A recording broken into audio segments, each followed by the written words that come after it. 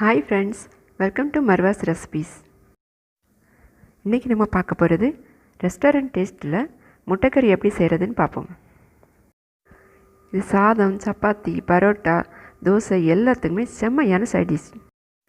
Channel first time பார்க்குறவங்க subscribe பண்ணிக்கோங்க please. Friends, இப்போ ஈஸி அண்ட் டேஸ்டியாக எப்படி முட்டைக்கறி செய்கிறதுன்னு பார்க்கலாம். ஒரு பேனில் 2 டேபிள் ஸ்பூன் ஆயில் விட்டுக்கணும்.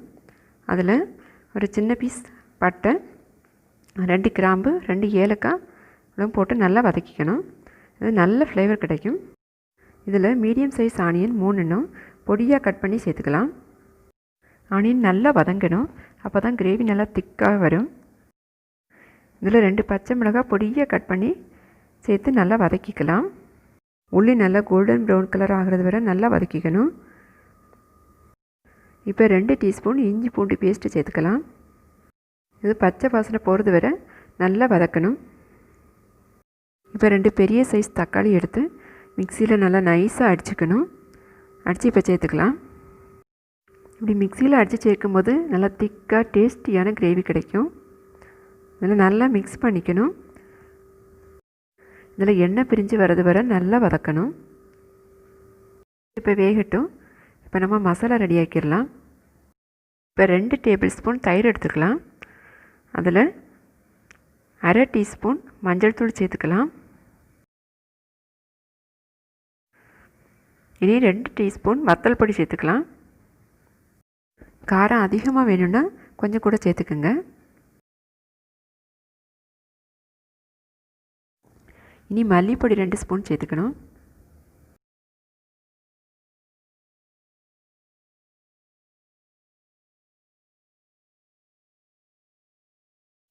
இதில் 1/2 டீஸ்பூன் பெருஞ்சீரக பொடி சேர்த்துக்கலாம்.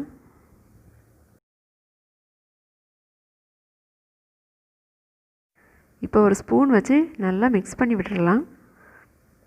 இதுதான் கிரேவிக்கு நல்ல டேஸ்ட்டு கொடுக்கும்.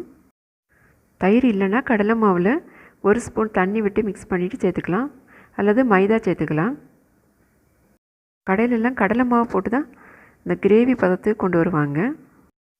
இப்போ பேஸ்ட் நல்லா ரெடி ஆகிடுச்சு. இதை அப்படியே வச்சுக்கலாம். முதல்ல உள்ளி தக்காளி எல்லாம் போட்டு வேக வச்சுருந்தோம்ல, அது இப்போ நல்லா வெந்துருச்சு. இப்போ எண்ணெய் பிரிஞ்சு வருது பாருங்கள். முதல்ல ஒரு மசாலா ரெடியாக்கணும்ல, அந்த பேஸ்ட் இப்போ சேர்த்துக்கலாம்.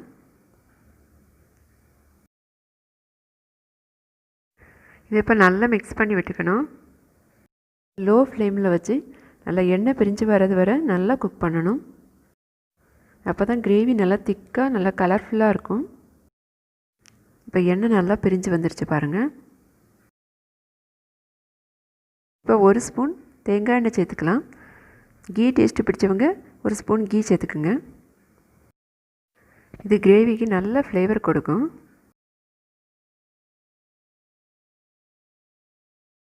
ஒரு கப்பு தண்ணி விட்டு நல்லா மிக்ஸ் பண்ணிக்கணும். கிரேவி நிறைய வேணும் அப்படின்னா கொஞ்சம் கூட தண்ணி ஆட் பண்ணிக்கணும். இப்போ தேவைக்கு உப்பு ஆட் பண்ணிக்கலாம். இது நல்லா மிக்ஸ் பண்ணி விட்டுறணும். இது இப்போ நல்லா குக் ஆகட்டு மூடி வச்சிடலாம்.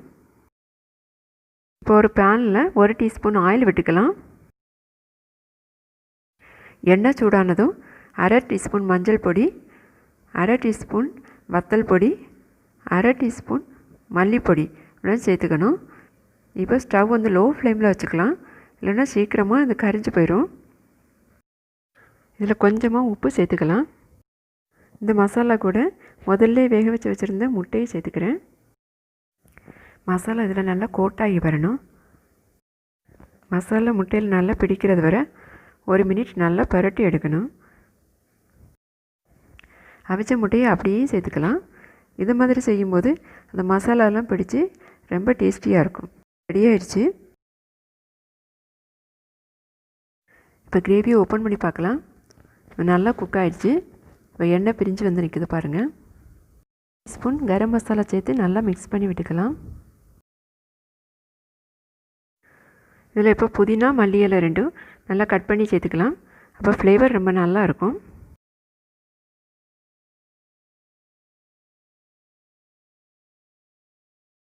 ரெடி ஆகிடுச்சு.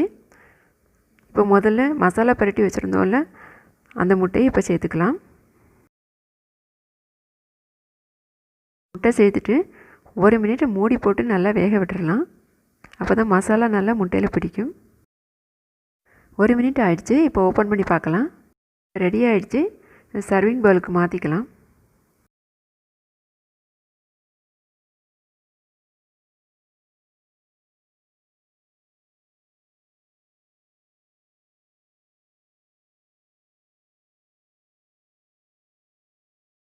இப்போதே சாப்பிட்ற மாதிரி தோணுது. அந்தளவுக்கு ரொம்ப நைஸாக வந்திருக்குது.